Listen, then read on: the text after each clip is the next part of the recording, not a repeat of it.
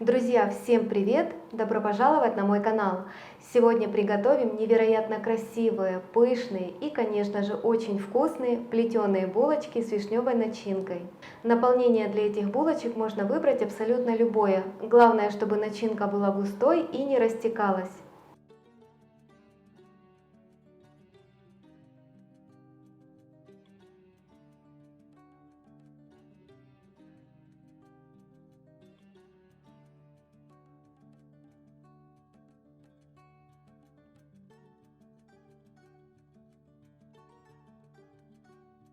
Работу начинаю с приготовления начинки, чтобы она успела остыть, пока я буду замешивать тесто. Для этого мне потребуется 250 граммов очищенной от косточки вишни. Я брала замороженную. Ее необходимо разморозить, очистить от косточки и отбросить на сито, чтобы сошел лишний сок. 100 мл вишневого сока, который я получила в результате разморозки вишни. Кукурузный крахмал, его также можно заменить на картофельный, сахар и ванильный сахар. Вишню необходимо переложить в сотейник с толстым дном.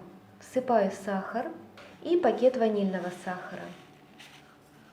Перемешаю лопаткой и пока отставлю в сторону. Беру крахмал и заливаю вишневым соком. Он должен быть холодный, либо же комнатной температуры. Если для пирожков вы используете свежую вишню, то тогда сок можно заменить на 100 мл холодной воды. И хорошо размешивать, чтобы не было комочков крахмала. Готово. Вишню с сахаром отправляю на плиту на небольшой огонь. Помешивая, довожу ее до кипения. Провариваю вишню буквально 1-2 минуты. Добавляю крахмал, разведенный вишневым соком. И при постоянном помешивании на небольшом огне увариваю до загустения. Не оставляйте без присмотра начинку, потому как по степени нагревания крахмал может прихватываться к донышку и начинка может подгореть. Прошло буквально 2-3 минуты и вот так замечательно загустела начинка. Снимаю с огня. Вот такая очень густая и красивая она получилась. Вишню долго не протушивайте, чтобы она у вас не превратилась в кашу. Чтобы при остывании на поверхности не образовывалась корочка, начинку накрываю крышкой и оставляю остывать до комнатной температуры. В глубокую миску выливаю 250 мл теплого молока. Добавляю столовую ложку сахара от общего количества и дрожжи. Немного перемешаю венчиком. Всыпаю 4 столовых ложки муки от общего количества. Замешиваю опару. Вот такая по консистенции она должна получиться. И оставляю в теплом месте для подъема примерно на 15 минут. Просто превосходно поднялась опара. Вот такая воздушная и пузырчатая. Всыпаю оставшийся сахар, 1/4 чайной ложки соли, пакет ванильного сахара. По рецепту в тесто идет 2 яйца, но 1 желток я забрала на помазку булок. Поэтому добавляю 1 целое яйцо и 1 белок. Еще необходимо добавить растопленное сливочное масло, которое остыло до комнатной температуры. Также его можно заменить на маргарин для выпечки. Хорошо все размешиваю. Готово. Всыпаю муку, изначально немного больше половины от общего количества. Начинаю замес теста. Тесто еще довольно мягкое. Подсыпаю 2 столовых ложки муки без горки. Сразу всю муку не высыпайте, потому как вы рискуете забить тесто. Тесто остается довольно мягким. Подсыпаю еще 1 столовую ложку муки и перехожу на ручной замес. Тесто в себя вобрало всю муку, но остается вот таким слегка липким. Подсыпать муки больше не стоит. Всего в тесто у меня пошло 500 граммов муки. Чтобы хорошо его вымесить, добавляю 1 столовую ложку растительного масла без запаха и продолжаю вымешивать. Когда тесто полностью соединилось с маслом, перекладываю его на стол, продолжаю вымешивать на протяжении примерно 5-7 минут. Вот такое мягкое и нежное тесто у вас должно получиться. Оно хорошо вымешано и уже практически не липнет к рукам. Перекладываю в миску. Донышки и бортики я смазала растительным маслом. Накрываю пищевой пленкой, оставляю в теплом месте для подъема примерно на 40 минут до первой обминки. Просто превосходно поднялось тесто в первый раз. Делаю ему обминку прямо в миске.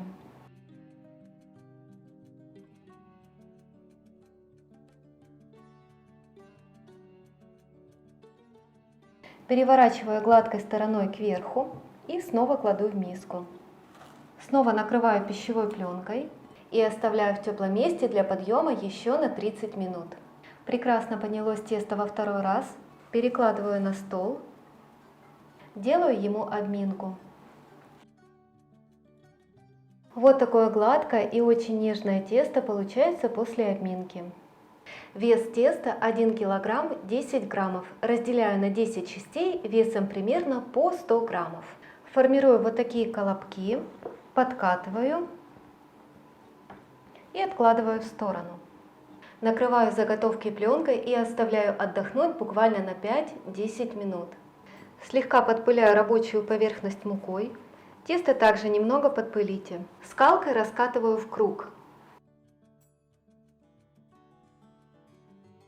Вот такой толщины должно быть тесто, слишком тонко раскатывать не нужно. Гладкой стороной переворачиваю к низу.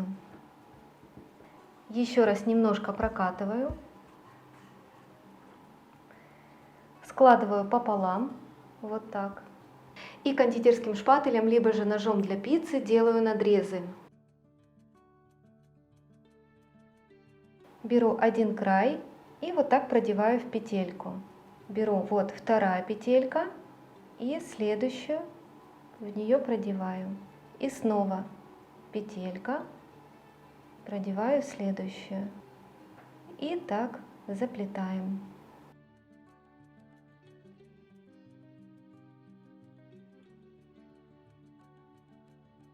Последнюю петельку вот так вытягиваю.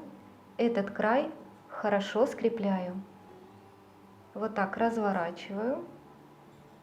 И выкладываю сюда начинку. Начинка остыла, стала густой и прекрасно держит свою форму.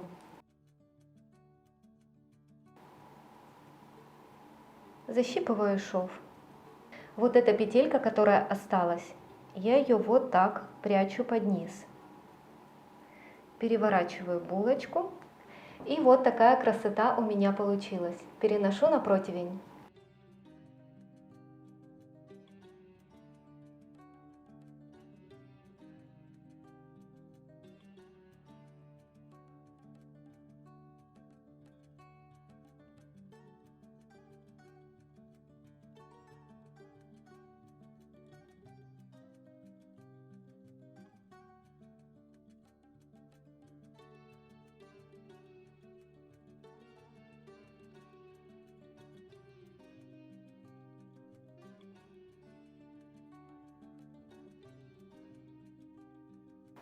Булочки сформированы.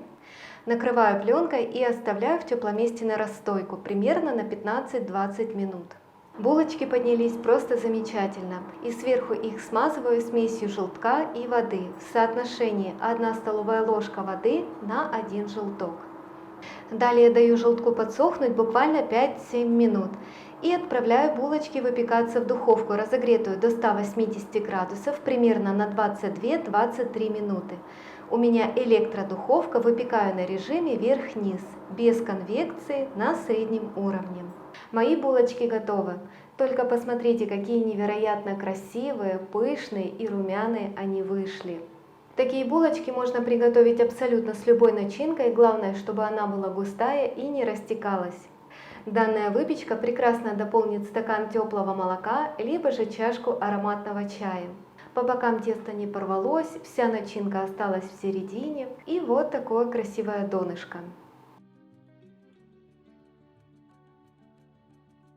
Выпечка вышла очень нежной и воздушной. И, конечно же, показываю, какая булочка в разломе.